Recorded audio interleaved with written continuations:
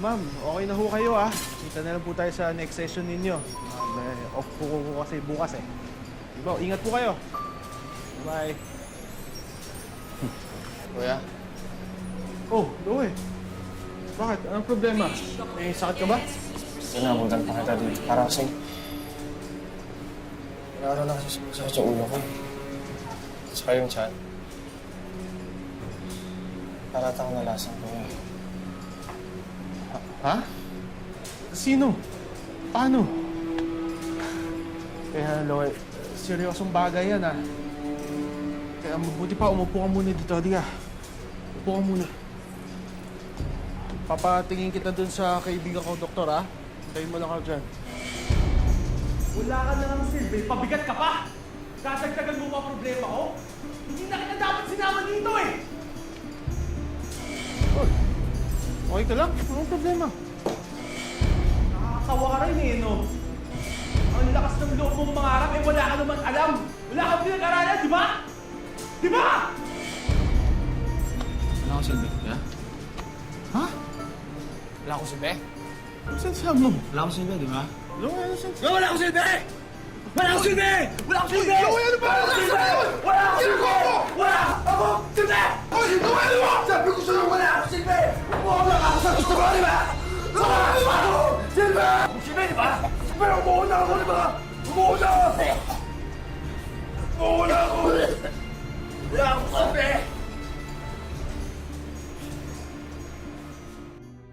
Kung minsan, kahit maganda ang ating hangarin sa buhay, hindi na ayon ang resulta o kahihinatnan. Ganito ang hatid na kwento namin ngayon. Isang binata na nangarap para sa kanyang mga mahal sa buhay, ngunit sinuklian ng trahedya ng kapalaran. Magandang araw po mga kapuso. Ako po si Vicky Morales at ito ang Wish Ko Lang. Meron ka bang alam na dahilan na nag-trigger nito sa kapatid mo? Wala ho, Dok eh. Hindi ho din uso yung ganitong klaseng sakit sa pamilya ho namin. At wala din kamo siyang bisyo. Wala ho, Dok. Hindi ho siya naninigarilyo. Hindi din ho siya umiinom. Kaya imposible din ho na nagdadrag siya. Pwede mo bang ikwento sa akin kung paano nag-umpisa ang lahat? Para maintindihan ko kung paano siya umabot sa ganyang kalagayan. Siguro ho, Dok, nagsimula to nung bumalik ho ako doon sa probinsya namin. Panganay po kasi ako. Breadwinner ng pamilya. Kaya ako, nagbakasakali ako umalis at naghahanap buhay. Sinwerte po ako dahil nakatapos ako ng massage therapy course. Pagiging caregiver. Iba't ibang trabaho din ang pinasok ko. Sayang na, kuya. Hindi ako nakapag-aral ng physical therapy na yan. Hindi sana, parehas tayong kumakayod niya. Uy, bakit, ha? Tumutulong ka naman sa pagkapas ng palay, hindi ba? Nay, ang ibig ko sabihin, yung maayos na trabaho. Yung malaking sweldo para kay kuya.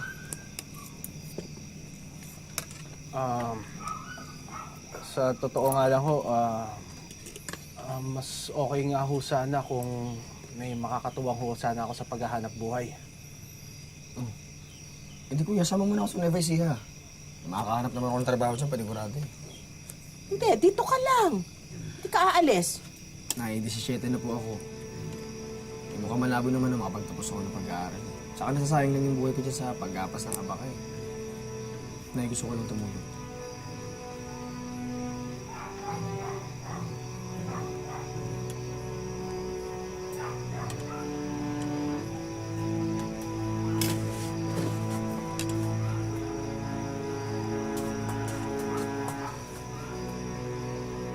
Umalis si Loe kahit ayaw ng nanay niyo. Desidido ho kasi talaga magtrabaho si Loe.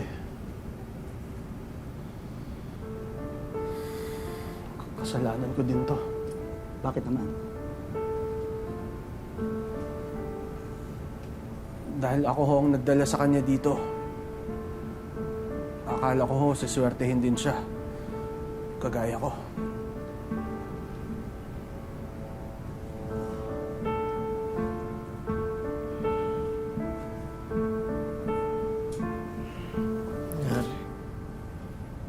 nangyari? Ano to? Kuya, ano to? Ano nangyari? Kuya, ba't ako nakagapos? Kuya! Loe, nagwala ka kanina. Sinakal mo ako. Wala ka dyan. Kuya, di ko sinasadya. Kuya, baka wala mo ko di ko sinasadya. Kuya, di ko naman kasalanan. Hindi ko alam yung nangyayari. Baka wala niyo ako dito! Loe, alam ko yun. Alam ko. Loe, ano ulit yung nangyayari sa'yo? Yung tungkol sa nalason ka? Kuya, wala akong kasalanan. Kuya, wala akong kasalanan. Ako ulit yun. Loe, alam ko. It's okay, Lola. Relax. Relax. Naniniwala kami sa'yo. Pwede mo ba ikwento kung ano mga nangyari? At yung sinasabi mo na nilason ka, Ayos naman yung trabaho ko. Nakapasok ako bilang boy sa katayan ng baboy. Masanay ka na dyan. Pabait naman sa akin sila Boss Estong eh. Tsaka yung mga matadero niya. Sige. Miguel, Mark. Si Loe. First day niya. Mahirap ang trabaho doon. Pero pinipilit kong kayanin.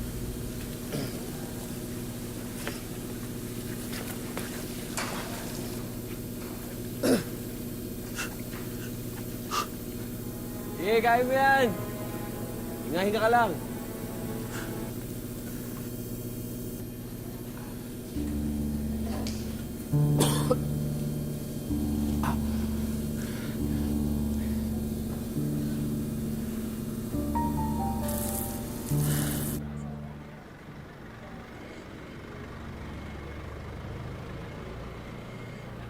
Pero nung nakuha ko yung unang sweldo ko, parang nawala lahat ng pagod ko. Ginanahan ako lalong matuto ng trabaho doon.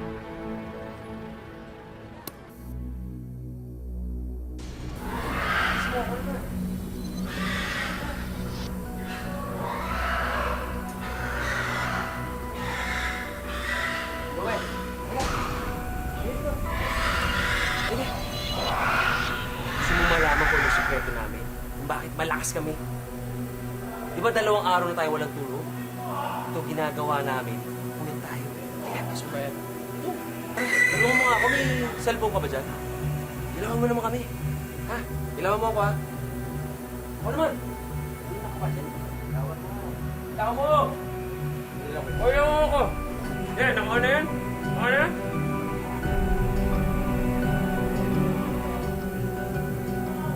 Ganun. Halika. Sige ko yung ganun. Tumatangi ka? Ha? Di ba sinabi ko naman sa'yo, importante dito ang pakikisama. Ang samahan. Kuya, hindi lang kasi ako sanay sa ganyan. Ba? Tinatalo mo kami. Kulong to ah. Tinatalo mo kami, ha? Sigurado ka? Kaya mo, Mark, may ibang paraan para tulungan tong batang to eh. Ha? Tandaan mo yan, ha? Sige na, umalis ka na. Kasi, marami mo.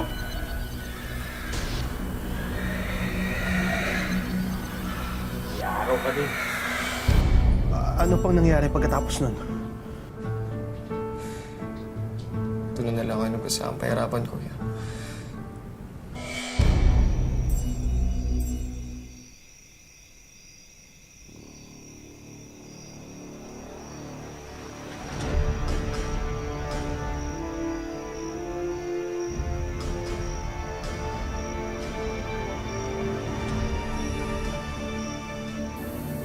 Estong! Estong, dito na ako. Estong!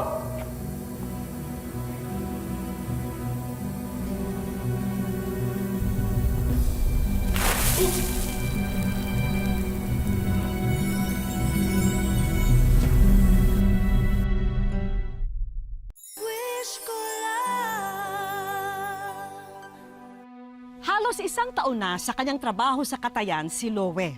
Nakakapagpadala na siya ng pera sa kanyang pamilya. Ngunit nagkalamat ang samahan nila ng kanyang mga katrabaho. At dahil din dito, nasira ang lahat ng kanyang mga pinaghirapan. Kuya!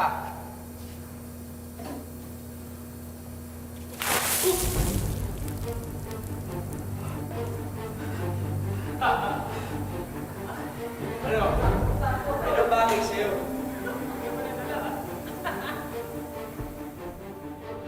Bakit hindi mo sinabi sa akin yung ginagawa nila sa'yo? Sorry kuya, okay lang kasi madami ko pa sa mga problema ko eh. Ano pa? Ano pang ginawa ng mga hayop na yun sa'yo, ha? Kuya, marami. Basta may pagkakataon sila, sinasaktan nila ako. Minsan naisipan kong unahan na sila eh, lumaban. Pero 3 sila, isa lang ako. Ano? Tuloy mo, halika. Tapang ka na ano? Ano, papalag ka na?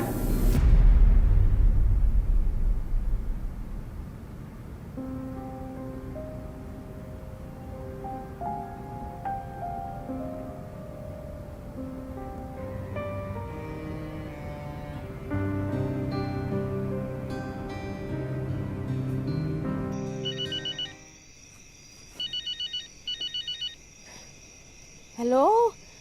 Lowe, anak. Naku naman, akala ko hindi ka natatawag.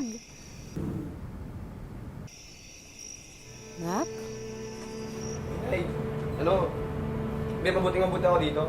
Okay lang ako. Natanggap mo ba yung yung huling perang pinadala ko? Oo, iniipon ko lahat ng padala mo. Eh, malaki-laki na yata yun eh. Mabuti naman po, Nay. Mabuti naman.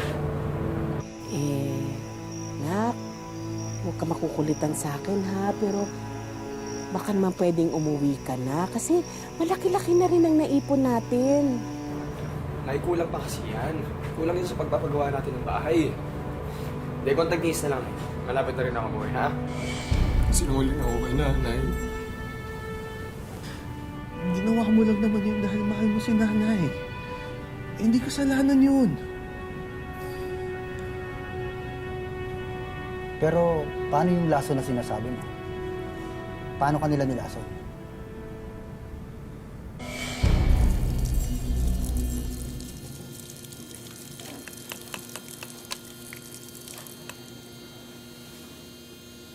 Oh, bata, relax ka lang, easy ka lang. Easy ka lang, magsusorry lang kami. Bata, napag-isip-isip namin na okay ka naman pala. Tsaka napag-isipan ko, ititigil na namin yung bisyo namin. Kaya ano, taplan na tayo. Loe, kaarawan ko ngayon. Eh, may konting kasiyahan mamaya, baka pwedeng sumama ka. O, tagay na, Lowy! Teka, bata pa yan. Hindi pa niya kaya sumabay sa atin. Oh, ito muna.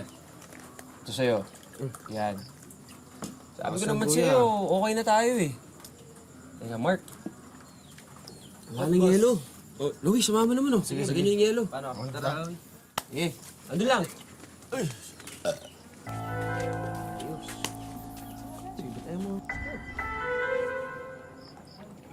Ubusin na natin. Yan. Agal nyo ah. Saan nyo pa kinuha yan sa tindahan? Bagal bata mo eh. Oh, eto ha. Kuya parang tukwas ha. Dahil kaarawan ko ngayon, at ikaw ang pinakabata, ikaw ang pinakabugoy. Ang pinakabagong tropa, ito sa'yo. Oh, Mark, total, siya na ang bago mong best friend. Ito sa'yo. Oh, straight nyo yan, dahil birthday ko eh. Straight. Cheers! Cheers! Oo. Sige pare. Straight ha? Nice! Diretso nyo na yan! Yan! Woo! Ano bata? Ano, kamusta lasa? Sarap. Di masarap. So, umpisa lang yan, masanay ka din. Bigyan mo pa. Kasi doon nagsimula sumakit yung ulo ko tsaka yung tiyan ko. Kuya, parang araw-araw ganun kasakit eh. Tapos parang ako nasisiraan na ng ulo. Kaya ako pumunta dito. Mas makabubuting magpahinga muna siya sa ngayon. Habang hinintay natin ang resulta ng blood test niya. Doon malalaman natin kung anong laso ng nilagay nila. Sige, Doc. Maraming salamat ho.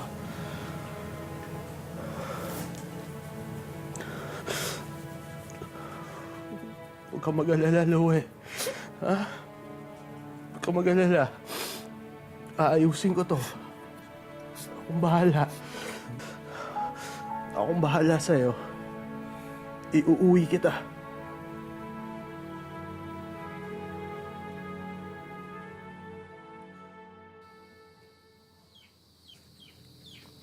Jared! Nay, nandito na ho kami. Loe? Loe? Loe?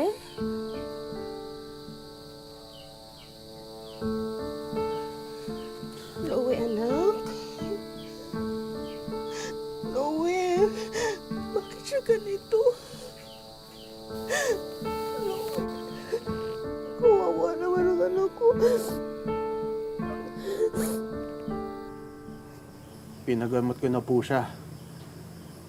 At may nakita hong chemical sa dugo niya. Kaya baka tama ho yung hinala ni Loie na nilason ho siya. Nilason siya? Wala bang gamot doon sa lason na yun? Sa ngayon ho, pinag-aaralan pa po nila eh. Pinapunta ko na rin ho yung pulis dun sa Katayan. Kaya lang ho, nakatakas ho yung mga tao.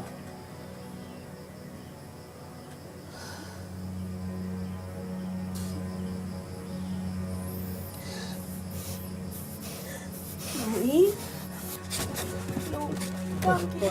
Wag. Ayoko hawakan. Ayoko hawakan. Ayoko hawakan. Wag! Ayoko! Ayoko! Huwag mo hawakan! Nasa bahay ka na! Bakit na sa bahay? Huwag sabi ako hawakan eh! Sana di ako umalis! Sana di ako nagtrabaho! Dapat di ako umalis! Ba't di ako umalis eh?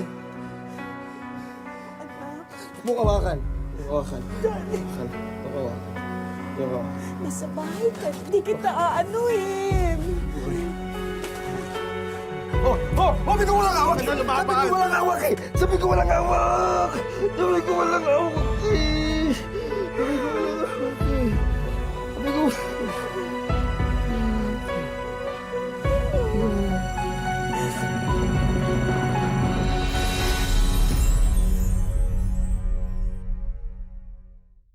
Wish ko lang.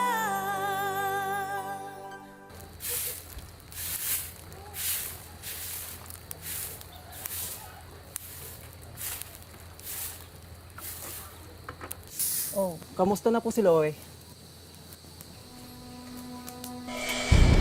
Nahihiyak bata niya. Matay na sana siya doon sa trabaho niya! Yes, sir. Pasensya na po. Andito ho kasi ako ngayon sa probinsya eh. Okay po. Sige po, sir. Tatawagan ko na lang ho kayo pagka nakabalik na ho ako. Malas ako sa kapatid. Malas. Anak, kamusta ka na, ha?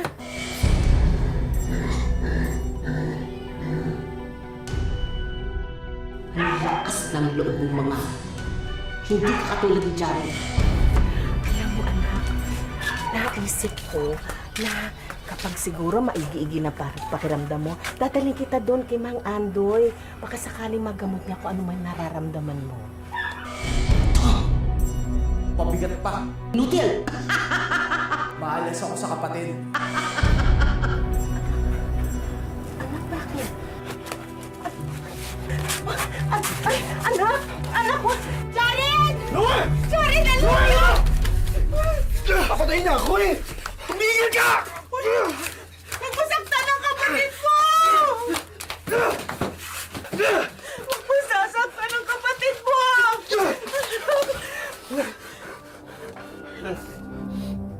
Nay, huwag kayo lumapit.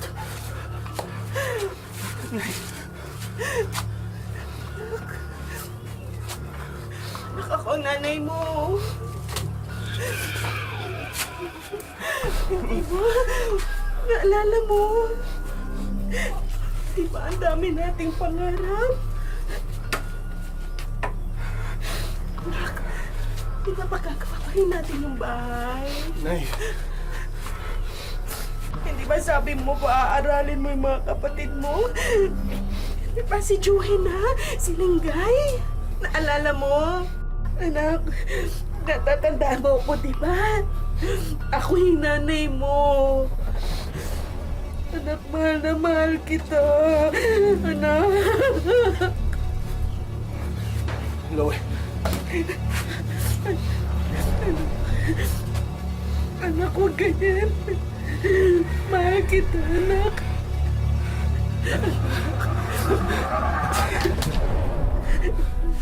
Sorry.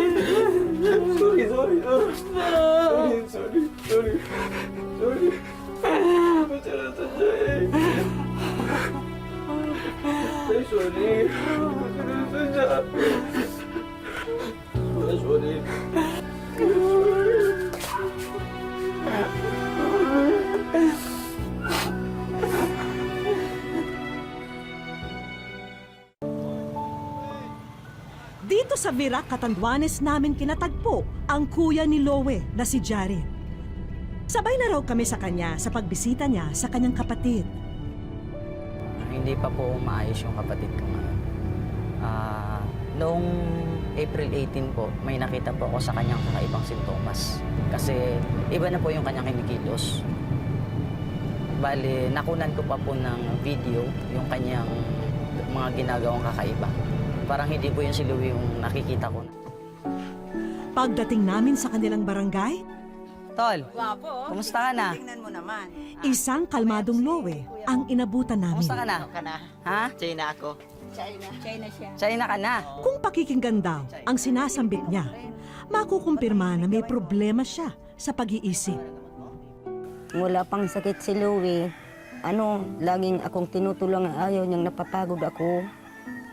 Tsaka umalis siya para nga ayusin yung namin buhay para daw dahil hindi nga siya pagtapos ang pag-aral, gusto niya matulungan ako para kami sa kahirapan. Napakalambing po niya, tsaka napakabait talaga. Hindi siya gaanong palaimik, pero malambing siya. Tsaka seryoso siya pagdating sa hanap buhay. Hindi ko talaga matanggap na nagkaganyan yung anak ko.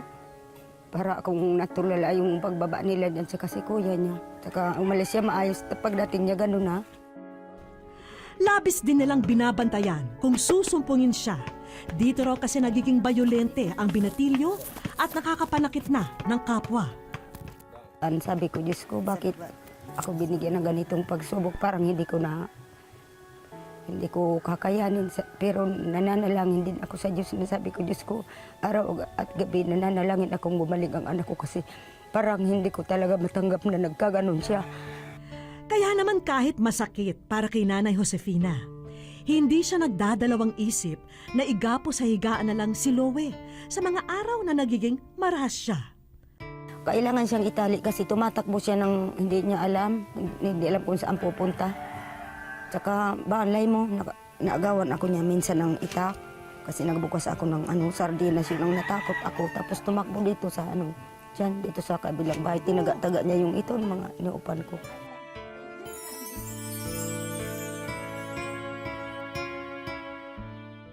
Sa aming pagbabalik, Maraming salamat po, Tita Becky Morales. May bola na po ako.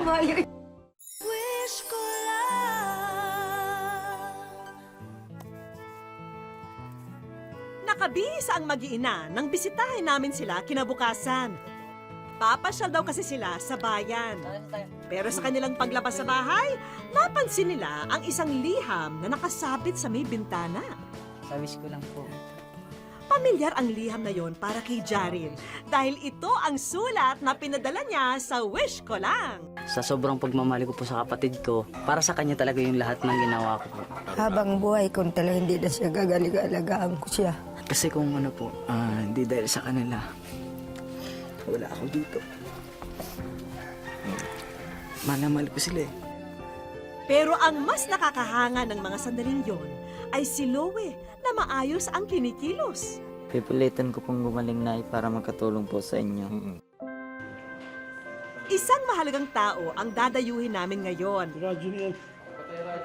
Ang doktor na tumingin at nagreseta ng mga gamot ni Lowe. Ayon kay Doc Gibson, malaki raw ang ipinagbago ng kanyang pasyente mula nang huling masuri niya noong nakaraang Abril. Nung unang dinala sa akin si Louie, hindi ko siya talaga makausap. Kumbaga blank stares lang. Tapos pag nagsasagot naman siya, talaga napaka-irrelevant, no? And then may violent tendency siya, tapos irritable din. Tapos nag-follow up na rin siya sa akin for the first time. Palaki na yung in-improve niya. So I can already converse normally sa kanya. Although may mga certain pa na irrelevant na sagot. Ipinaliwanag din sa amin ni Doc ang maaring naging sanhi ng sakit ni Lowe. Possible na baka napainom siya ng possibly hallucinogenic and stimulant at the same time. So, siguro pinakamalapit na substance, baka shabu, napainom siya ng shabu na hindi niya, na wala siyang kaalam-alam. So, ngayon mukhang wala. Pero sa ngayon, nabuhayan ng pag-asa ang pamilya ni Lowe. Maganda yung prognosis niya. Kasi lalo pa ngayon na since nag-start tayo ng medication, nakakita agad tayo ng improvement. So relatively, compared sa mga chronic cases talaga ng mga schizophrenic, mas maganda ang outlook ko kay Louie na pwedeng gumaling pa talaga. Masaya ako na gagaling pa siya habang ginagamot para maano rin niya yung kinabukasan niya. Halimbawa, mag-isip siya ng pagpamilya. Invitado po kayo sa kasal. Dahil masaya na ang lahat, diretso na tayo sa mga inihanda naming sorpresa para sa ating bida. Nakatulong daw ang mga gamot sa pag-igi ni Lowe, kaya sagot na namin ang lahat ng nireseta sa'yo. Pati ang naudlot na pagpapagawa ng bahay ni Lowe para sa kanyang magulang, eto, at makukuha na rin nila ngayon ang plano, pati ang pambili ng lahat ng materyales. At kung sakaling madudugtungan pa ang buwan na kailangan niyang magpadoktor, sagot na namin ang pondo para rito. Ang bait-bait ng Diyos sa amin. Pinatulungan po kami. Mahal na mahal ko kayo, ma'am. Tsaka yung kapatid ko, lahat talaga gagawin ko para sa inyo. Hindi ko naman alam talaga. Kaya nagpapasalamat ako. Ng malaking pasasalamat ko sa inyong lahat. Maraming salamat po, Tita Becky Morales. Nay. May bola na po ako. Sa mga kagaya ni Lowe, higit pa raw sa gamot ang kailangan nila dahil mahalaga rin ang ating pag-unawa.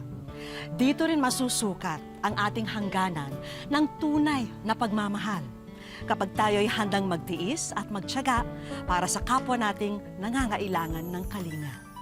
Hanggang sa susunod na Sabado mga kapuso, ako po si Vicky Morales at ito po ang Wish Ko Lang.